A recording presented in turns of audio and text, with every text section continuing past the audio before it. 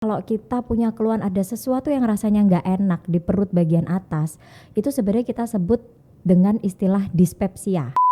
Dan nggak cuman masalah makanan aja ya Mbak ya, termasuk misalnya kita konsumsi obat-obatan. Waktu-waktunya gimana? Karena kan kalau puasa nggak seperti waktu-waktu biasanya, misal minum obat sehari 3 kali, hitungannya udah 8 jam aja. Tapi kalau puasa kan beda lagi dok waktunya. Yang namanya obat lambung tuh banyak Mbak. Ada obat lambung yang dia cukup sekali sehari. Ada obat lambung yang dia diminum bisa 3 kali sehari gitu. Jadi ya kita pilihkan aja obat-obatan yang dia punya sistem kerja yang dia lebih lama. Dan kita tahu apakah peradangan lambung itu berat atau tidak kalau kita ada alarm sign-nya Mbak. Nah ini alarm sign-nya ini. Contohnya nih misalkan.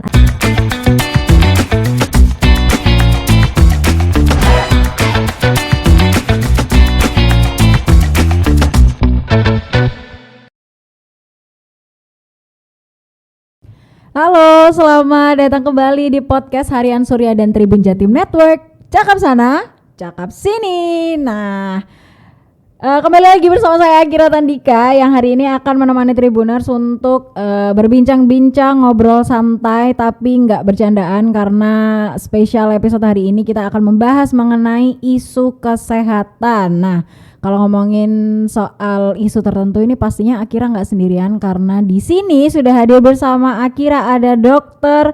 Reni Anggraini SPPD Finasim dari Rumah Sakit Siti Hajar Sidoarjo. Selamat datang Dr. Reni. Selamat datang Mbak Akira. Wah, ini dokternya cantik hari ini.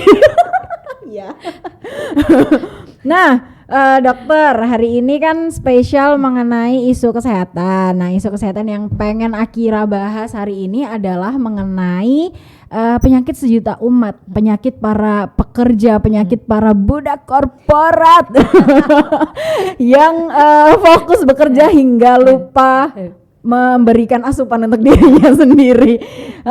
Spesial hari ini Akira ingin membahas mengenai penyakit MAH. Oke. Yang tadi Akira udah bilang bahwa ini adalah penyakit sejuta umat. Nah, dokter ini Akira mau langsung aja ya karena sebenarnya saya juga nggak tahu ini Akira apakah MAH ataukah penyakit yang lainnya yang dirasakan di dalam perut ini seperti apa. Untuk keluhan mengenai MAH ini sumber utamanya tuh dari apa sih dok? Apakah karena makan tidak teratur atau ada makan dengan bahan-bahan tertentu atau seperti apa? Silakan dok. Oke, makasih Mbak Akira. Terima kasih udah diundang ke sini. Iya, sama-sama. Akira juga seneng. Akhirnya podcast kesehatan. Serius ya, akhirnya ya. Iya. Jadi gini, sebenarnya banyak orang yang menyalahkaprahkan bahwa setiap ada keluhan yang nggak enak di daerah lambung itu disebut MAH. Oke. Gitu ya. Padahal sebenarnya kita untuk mendiagnosis apakah itu suatu penyakit yang kita sebut MAH atau bukan, itu harus melalui prosedur khusus. Gitu. Jadi sebenarnya kalau kita punya keluhan ada sesuatu yang rasanya nggak enak di perut bagian atas, itu sebenarnya kita sebut dengan istilah dispepsia. Dispepsia. Ini istilah kedokteran atau istilah awam nih dok sebenarnya? Istilah kedokteran sebenarnya, betul. Jadi kalau kita bahas segala sesuatu yang rasanya nggak enak, nggak nyaman di perut bagian atas, itu kita sebut namanya dispepsia. Nah, dispepsia itu bisa berupa seperti GERD, mungkin pernah dengar ya, atau orang awam bilang juga seperti MAH. Nah, iya Pak. Ya kan? Jadi kita bahas yang MAH dulu ya. Sorry. Oke, lanjut. Jadi kalau misalnya MAH itu istilah awam, tapi kalau kita misalnya ngomongin bahasa kedokterannya itu kita sebut dengan gastritis. Gastritis. Oke. Gitu. Jadi itis itu adalah artinya radang, Mbak. Jadi gaster itu artinya lambung. Jadi kalau kita ngomongin gastritis berarti artinya ada suatu peradangan di daerah lambung, kan gitu. Benar. Nah, itu yang kita sebut MAH gitu. Jadi kalau misalnya keluhannya seperti apa gitu kali ya Mbak Akira mau nanya ya gitu. Benar. Paling sering ya nyeri ulu hati. Nyeri oh ya itu kadang sampai melilit gitu dok. Bisa sampai tembus ke punggung, bisa rasanya mual, iya, bisa rasanya muntah. Itu sih khas-khas yang sering terjadi atau sering dikeluhkan oleh pasien itu seperti itu. Cuman memang disebabkan karena apa, macam-macam sih. Pertama masalah makanan bisa, ya kan. Mungkin makanan yang tidak higienis, kita misalnya jajan yang sembarangan, ternyata makanan itu terinfeksi oleh kuman. Paling sering adalah kuman Helicobacter pylori. Helicobacter pylori. Bagus namanya ya. Saya ingatnya helikopter. Oke. Nah, paling sering itu adalah kuman yang bisa menyebabkan infeksi atau peradangan pada lambung. Betul. Cuman kita nggak bisa menentukan apakah dia pasti terinfeksi atau tidak ya gitu, karena perlu pemeriksaan khusus.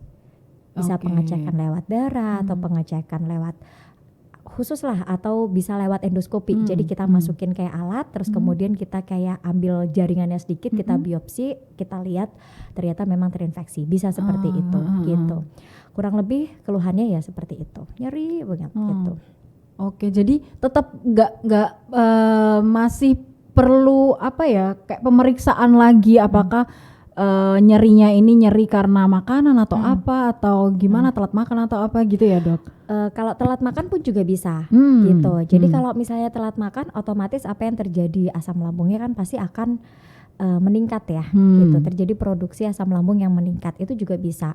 Makanya pada kondisi-kondisi seperti ini biasanya kita anjurin adalah makan yang tepat waktu, time dependent sifatnya kan gitu. Kadang-kadang kan orang rapelan ya mbak ya. Bener nggak? Sekarang nggak lapar gitu.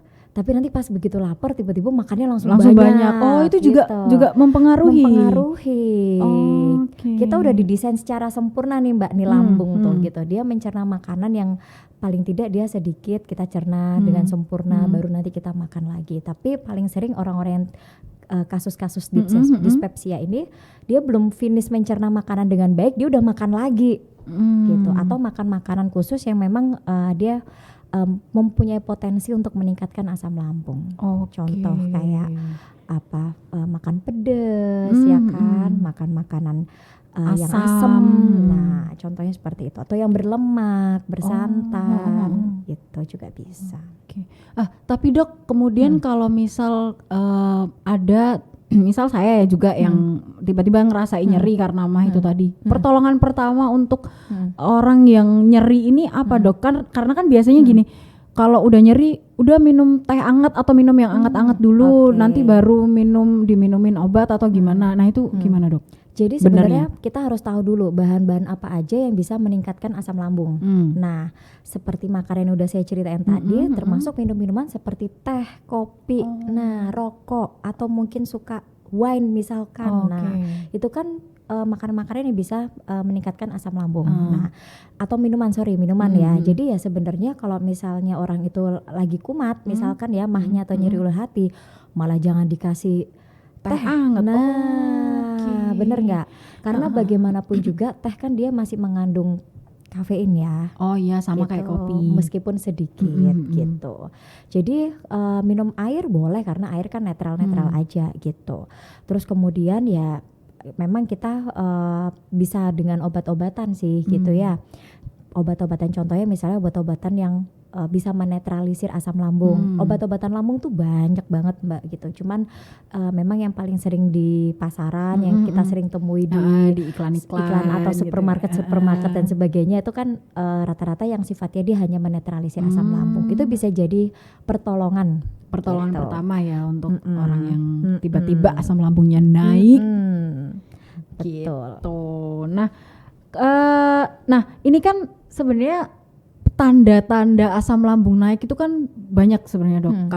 Kadang saya juga ngerasa tiba-tiba perutnya kembung, terus agak keras atau gimana. Nah, untuk membedakan apakah ini ini cuman perut begah atau apa gitu, itu ada nggak sih dok? Jadi gini ya, begah, perut rasa nggak nyaman, itu kan sebenarnya suatu gejala atau sindrom lah, kumpulan gejala. Jadi mau dia itu GERD misalkan, keluhannya hampir bisa sama mbak gitu. Jadi bisa sama aja seperti kembung, bisa aja rasanya perutnya rasanya nggak nyaman, atau rasanya kayaknya sebah gitu. Sebah kan rasa nggak nyaman ya di perut ya gitu. Atau bisa nyeri, itu adalah gejala-gejala yang bisa juga terjadi pada kasus MAH atau pada kasus yang GERD juga gitu. Jadi nggak bisa dipastikan bahwa oh kamu ini, kamu itu gitu. Kalau nggak ada pemeriksaan khususnya gitu. Berarti gimana ya? Berarti untuk tahu kita ini MAH atau apa tetap harus melalui dokter dulu untuk diperiksa apakah ini MAH atau kadang kan orang-orang tuh jahil ya dok, tangannya saya juga cuman searching aja, oh ini aku tuh ngerasa perutnya kayak gini loh, ini kayak gini. Itu boleh nggak sih dok? Maksudnya tanpa kan karena orang tuh kadang mikir aduh aku sakit gini tapi nggak ada waktu untuk ke dokter. Jadi akhirnya browsing aku nemunya kayak gini. Nah itu gimana dok kalau kayak gitu? Ya boleh aja, haknya pasien mau browsing kan. Tapi nanti apakah takutnya tuh nanti malah salah diagnos gitu. Jadi gini, sebenarnya pengobatan untuk yang berhubungan dengan lambung, baik itu MAH atau GERD, itu sebenarnya pengobatannya hampir sama. Oke. Iya gitu. Cuman yang membedakan adalah penyebabnya. Jadi kausanya apa gitu. Misalnya saya cerita tadi kalau MAH itu kan gastritis, mungkin ada infeksi. Kalau misalnya kita kita lakukan endoskopi itu jadi kayak dimasukin alat gitu ya Mbak ya, dari mulut sampai ke lambung, kayak diteropong gitu di kamera gitu. Itu kita bisa ngeliat tuh, oh ada lukanya bentuknya kayak sariawan. Jadi bentuknya putih-putih gitu tapi di lambung. Atau mungkin sampai perdarahan. Nah, itu baru bisa ketahuan dan kita bisa mendiagnosis itu gastritis atau MAH. Tapi secara umum kan keluhannya hampir sama, baik itu GERD atau baik itu MAH ya yang kita sebut dengan dispepsia tadi. Jadi pengobatannya pun ya hampir sama. Tinggal kita lihat pencetusnya apa nih gitu. Dan yang perlu diketahui adalah bahwa namanya penyakit kan pasti ada penyebabnya ya, betul, ya betul. Enggak? Jadi ya kalau mau nggak kena itu berulang-ulang, ya kita memang harus hindari penyebabnya. Oke, termasuk nggak ngopi teman-teman, nggak usah sok-sok ngopi kalau Anda punya MAH. Ini saya ngomong sama diri saya sendiri. Kadang ketagihan ya. Kalau nggak ngopi sehari udah belum ngopi tapi MAH. Nah, tapi dok selain makanan dan minuman, ada nggak sih penyebab lain yang bisa menimbulkan asam lambung ini naik? Bisa. Apa dok? Stres misalnya. Apa budak korporat tadi? Ya stres itu tadi gitu. Stres itu kan bisa meningkatkan asam lambung juga gitu.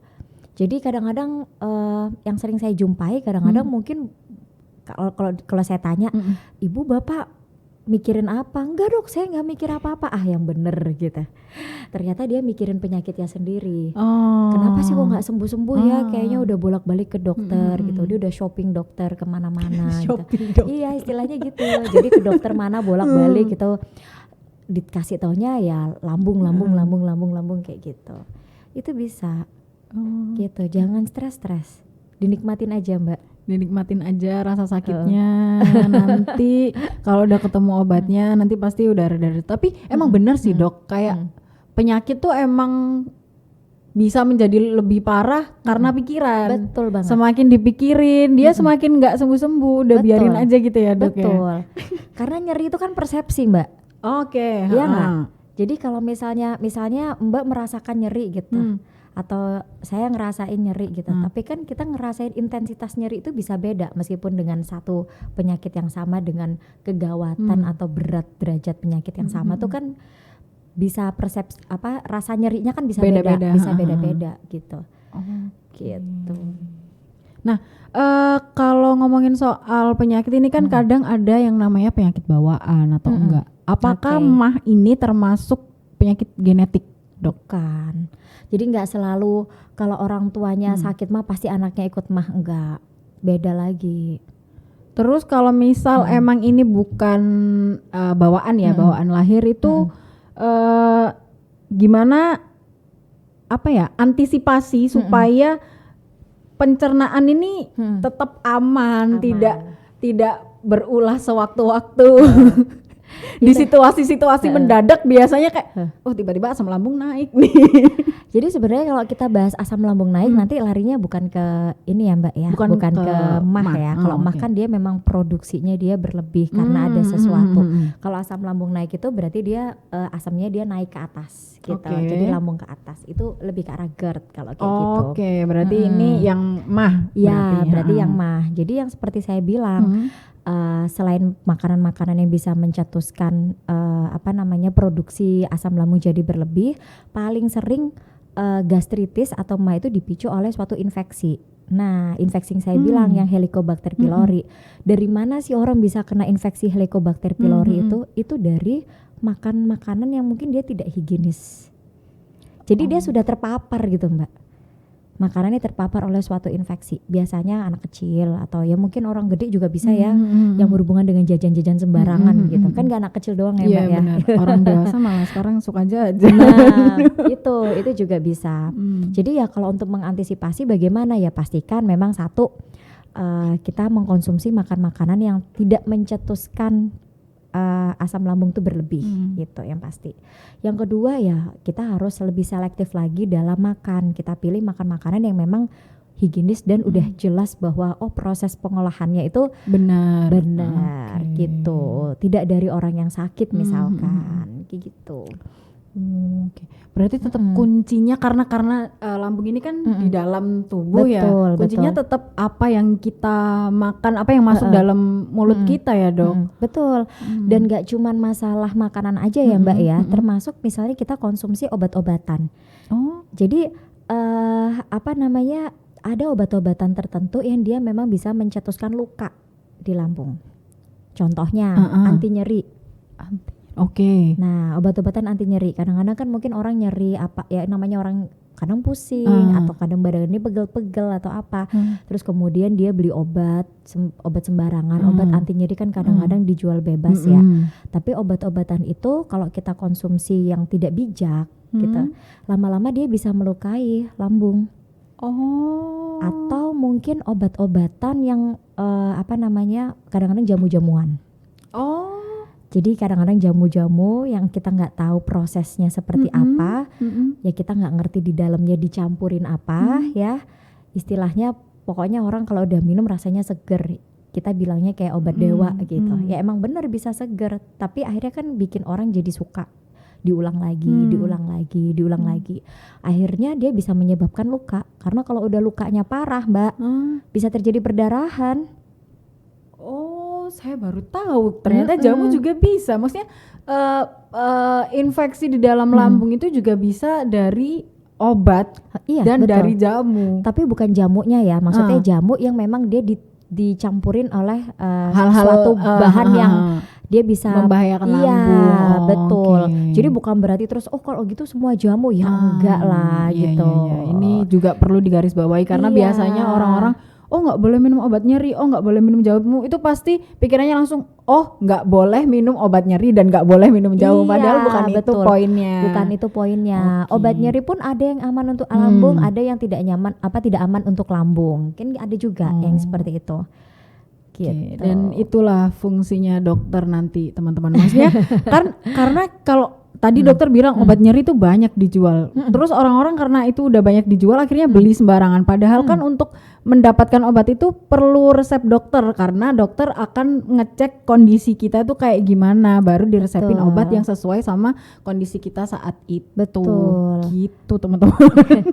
Kalau memang udah ada riwayat mah atau gastritis ya atau dia GERD dan sebagainya, pasti kita akan lebih memilihkan obat anti nyeri yang relatif lebih aman. Bener nggak? Benar banget Dok. Gitu. Oke. Terus ini kalau misal ngomongin soal mah juga kita nggak jauh-jauh dari puasa ya karena bentar lagi ini juga mau masuki bulan Ramadan. Biasanya orang-orang yang punya mah itu nggak selalu sih. Contohnya aja mama saya itu puasanya lebih sering bolong-bolong karena ketika puasa dia merasa mahnya tuh kambuh. Nah, gimana Dok untuk orang-orang yang menderita mah tapi ingin puasanya tetap lancar? Jadi ini mungkin jadi salah kaprah juga ya Mbak ya. Iya betul. Jadi sebenarnya terkadang kita harus tahu bahwa sebenarnya penyebab terjadinya suatu keluhan asam lambung ya, entah itu memah, entah itu GERD, itu dipengaruhi oleh faktor makanan. Oke. Jadi sebenarnya kalau dari studi penelitian, kalau kita baca-baca, itu sebenarnya puasa itu sebenarnya aman loh. Buat Kan? orang lama. Mama sih nggak percaya. Loh, kok mamanya disalahin?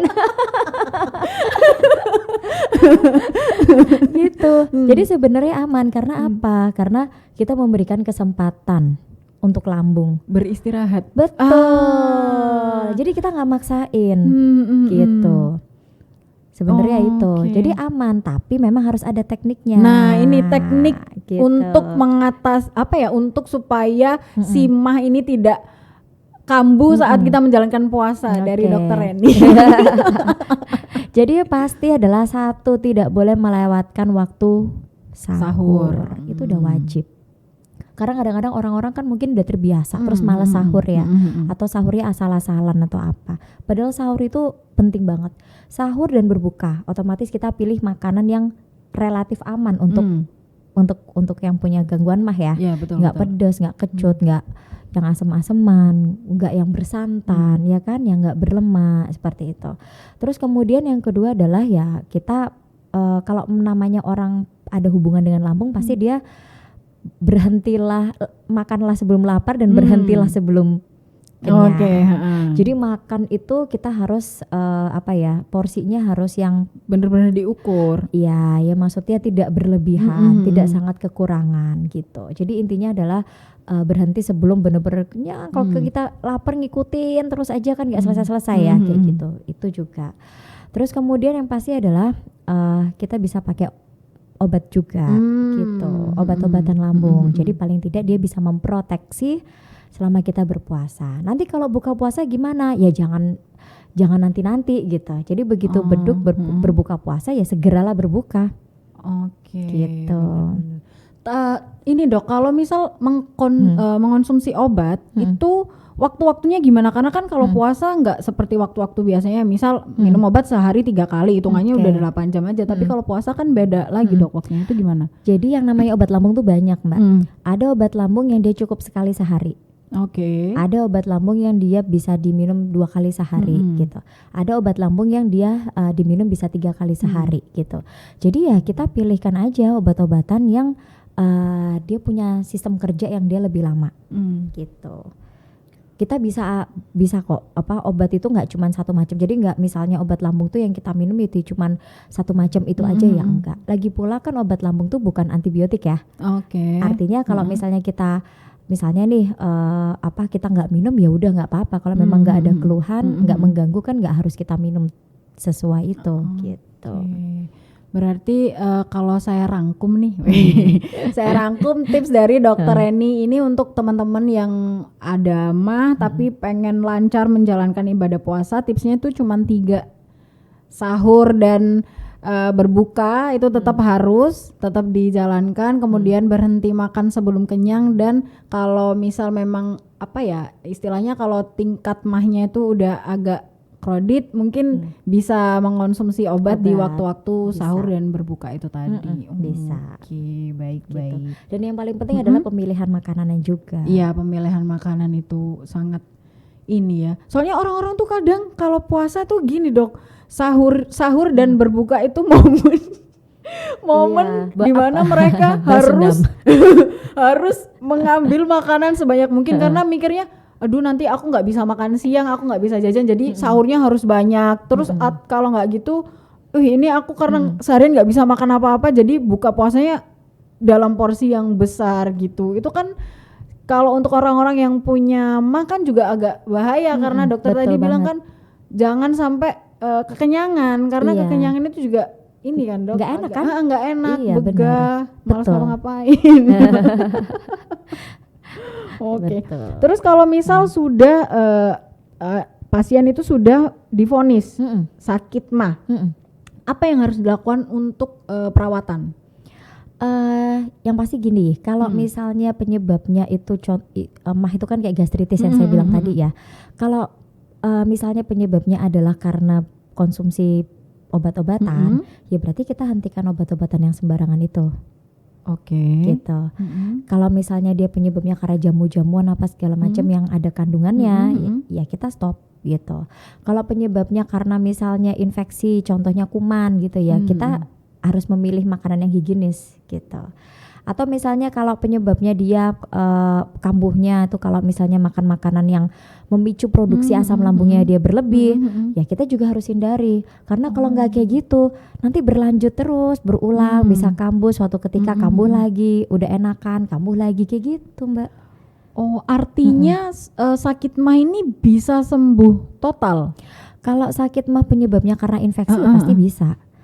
Gitu. Okay. Tapi tergantung juga ya. Kalau misalnya penyebabnya salah satunya karena faktor stres, nah, ya siapa yang bisa mengendalikan kalau bukan diri sendiri? Oh ya benar ini. Benar dokter ini benar. Yang bisa mengendalikan suara-suara di pikiran kita adalah diri kita sendiri. Iyalah. Jadi emang kalau bilang sakit mah itu bukan sakit yang berbahaya juga enggak juga karena bisa berbahaya. Tapi kalau dibilang berbahaya juga enggak juga karena sebenarnya kita hanya perlu mengontrol apa yang masuk dalam mulut kita dan apa yang ada di pikiran kita gitu ya dok. Iya ya tergantung seberapa berat derajat sakit mahnya itu kan, sakit peradangan pada lambungnya itu gitu. Dan kita tahu apakah peradangan lambung itu berat atau tidak kalau kita ada alarm sign-nya, Mbak. Nah ini alarm sign-nya ini. Contohnya nih misalkan ada perdarahan.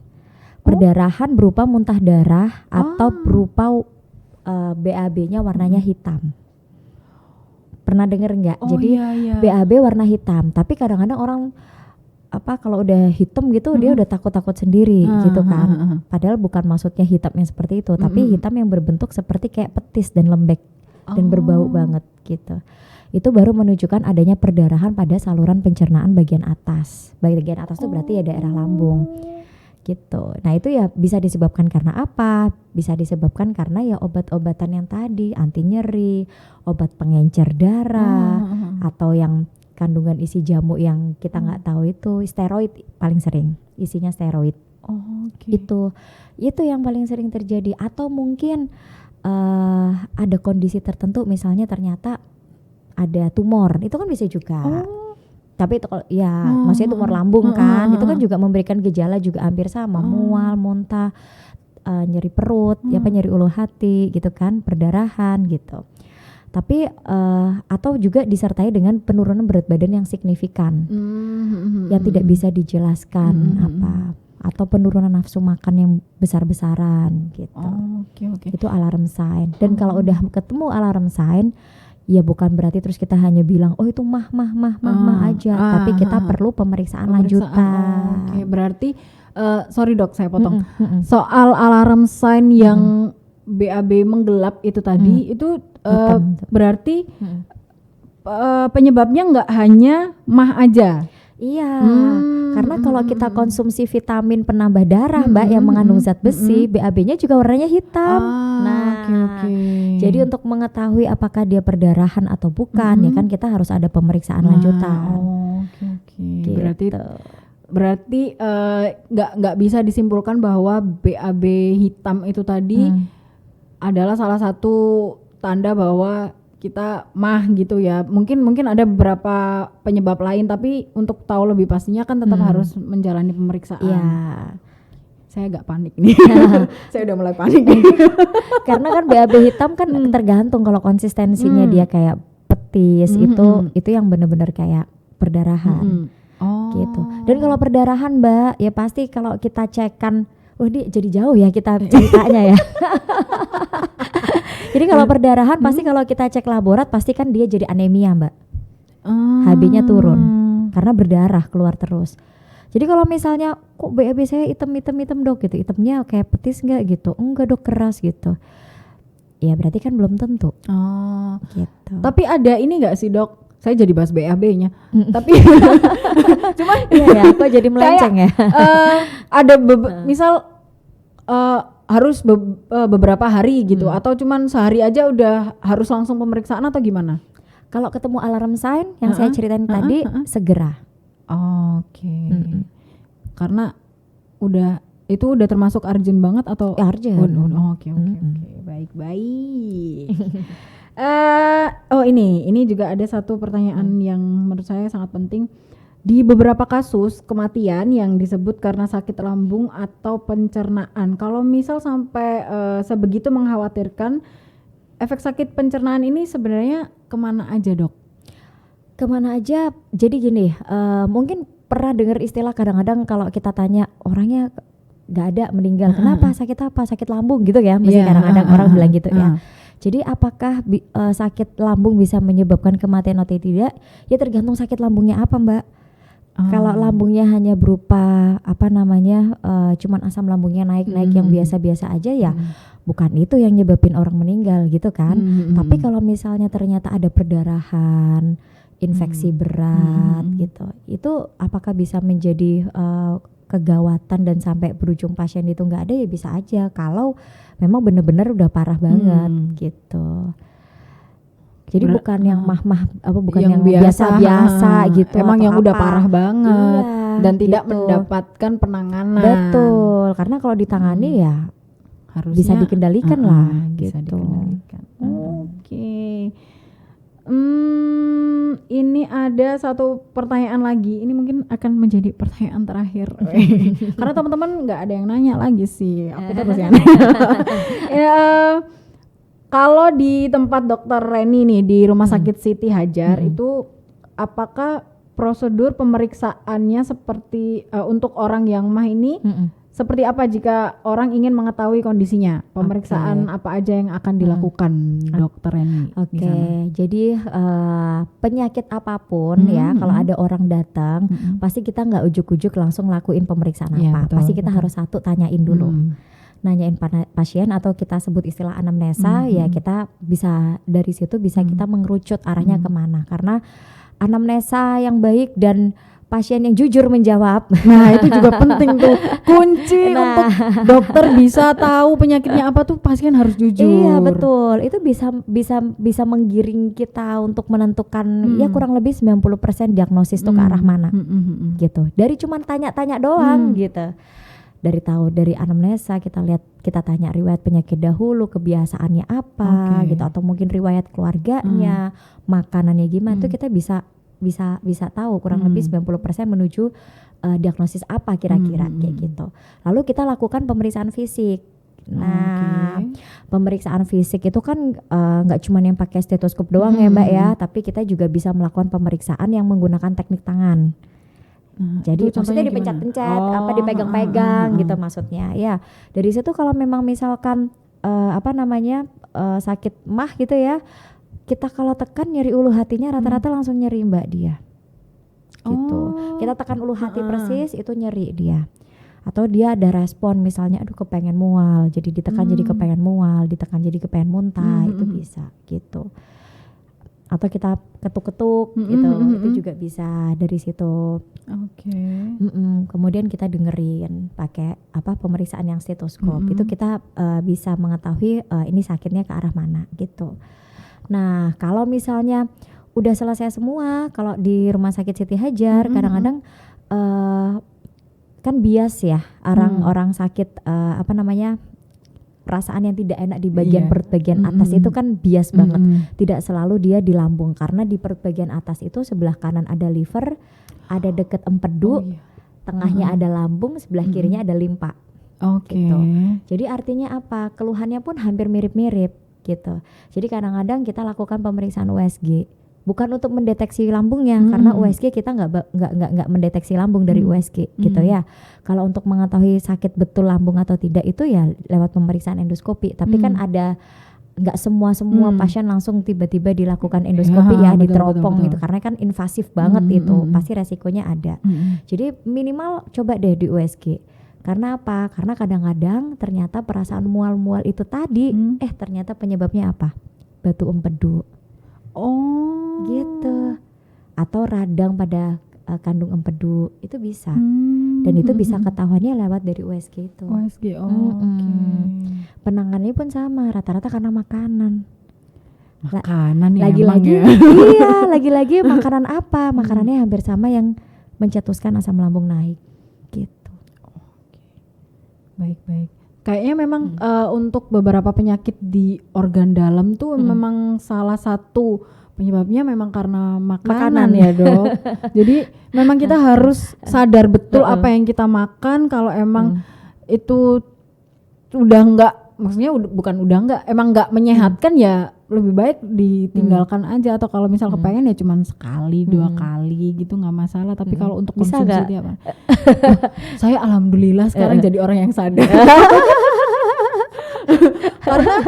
karena kalau misal ini juga saya nggak pernah periksa sih. Jadi kayak misal sebulan tuh makan bebek goreng ya ketawa. Tapi emang enak ya kan? Iya, memang enak. Bebek goreng kayak sebulan bisa 3 kali gitu dalam minggu-minggu tertentu. Itu udah langsung lemes. Oh gitu. Saya beneran nggak berani meriksa itu apa atau apa. Tapi yang bisa saya lakukan adalah saya berhenti untuk tidak makan bebek. Kalau misal kepingin tuh sebulan sekali. Minimal sebulan sekali itu udah saya udah nggak pernah ngerasa kayak gitu-gitu lagi. Jadi ada alarmnya ya. Jadi ada alarmnya. Jadi itu yang saya ini misal kayak manis-manis juga udah ya saya jadi curang. Manis-manis tuh saya juga udah mulai ngurangin karena kalau misal dalam 1 hari saya kebanyakan minum atau makan manis itu lidah saya ngerasa kayak pecah-pecah atau kayak mau sariawan gitu sih Dok. Jadi kalau udah kayak gitu saya udah nggak mau makan atau minum manis sampai besoknya gitu. Terus setelah besoknya baru kayak makan mungkin segelas doang atau makan misal cake ya 1 slice doang kayak gitu sih. Padahal lumayan loh 1 slice cake. Iya sih banyak banget ya. Gak apa-apa lah ya sekali-sekali lah ya. Sekali-sekali gitu. Gak tiap hari gitu. Nah ini kita bahas sampai ngomongin sampai cake ya. Slice cake. Tapi karena tadi sudah termasuk pertanyaan terakhir, saya akhirnya mau ngucapin terima kasih buat Dokter Reni karena bener-bener yang disampaikan Dokter Reni itu informasi sangat bermanfaat buat teman-teman budak korporat termasuk saya. Ya budak korporat jangan gitu. Buat teman-teman bekerja dan termasuk saya karena itu merupakan penyakit paling umum yang dirasakan oleh teman-teman ketika mereka sudah memasuki dunia kerja. Karena memang sebelumnya saya nggak pernah ngerasain yang namanya penyakit MAH itu, tapi ketika kerja kan mungkin karena stres juga. Betul. Jadi kepikiran ini dan itu, makanya sembarangan terjadilah si MAH itu di dalam diri saya. Tapi karena apa yang sudah disampaikan oleh Dokter Reni, semoga bermanfaat buat teman-teman semua, teman-teman Tribuners dan juga Akira. Akira mau mengucapkan terima kasih untuk Dokter Reni, terima kasih juga untuk Tribuners dan teman-teman yang lain sudah menyaksikan podcast ini. Sampai jumpa di episode berikutnya. Cakep sana, cakep sini pamit. Dah.